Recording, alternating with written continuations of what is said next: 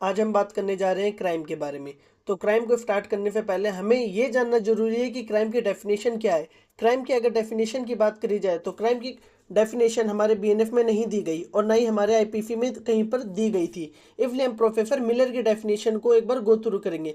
Professor Miller भी यही कहते हैं, कुछ करना ना करना अगेंस्ट द लॉ जाकर, which punishment can be inflicted through judicial proceeding in a conduct in the name of a state। यानी कि आपका कोई ऐसा एक्ट जो कि लॉ ने प्रोहिबिट कर रखा है, आप वो करते हैं तो आपके ऊपर जुडिशियल प्रोसीडिंग चलाई जाएगी और वो जुडिशियल प्रोसीडिंग आपके नेम ऑफ अ स्टेट के बिहाफ पे होगी।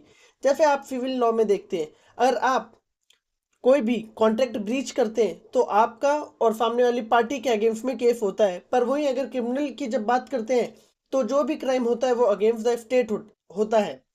इसको एक एग्जांपल से देखते हैं। राम और श्याम है, राम श्याम के बीच में कॉन्ट्रैक्ट हुआ कि आपको मेरा ये पर्टिकुलर काम इस टाइम पीरियड तक करके देना है। पर वो श्याम ने काम पूरा नहीं करा। श्याम ने क्या करा, कॉन्ट्रैक्ट ब्रीच कर दिया। कॉन्ट्रैक्ट ब्रीच होने की वजह से लॉस किसे हुआ, राम को। तो राम यहाँ पे केस कर सकता है श्याम के ऊपर।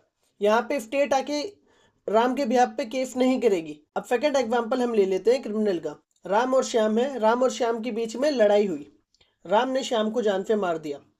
तो यहाँ पे स्टेट आके इंटरफेयर करेगा इस मैटर में, और इंटरफेयर करने के बाद जो केस चलेगा वो नेम ऑफ अ स्टेट होगा। राम ने जो मर्डर करा है वो राम वर्सेस श्याम नहीं होगा, वो होगा Ram versus union of state, क्योंकि जो क्राइम हुआ है उसने पर्टिकुलर सोसाइटी को इफेक्ट करा है।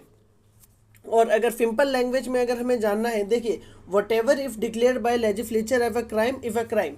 लेजिस्लेचर जो है हमारे लॉ बनाते हैं, लेजिस्लेचर ने बनाया रेप, चोरी, मर्डर, ये क्या है, ये क्राइम है। और कल को लेजिस्लेचर कोई सा न्यू लॉ लाए और वो बताए कि अगर आप ये एक पर्टिकुलर एक्ट करेंगे तो आप क्राइम की कैटेगरी में फॉल करेंगे, तो वो क्राइम माना जाएगा।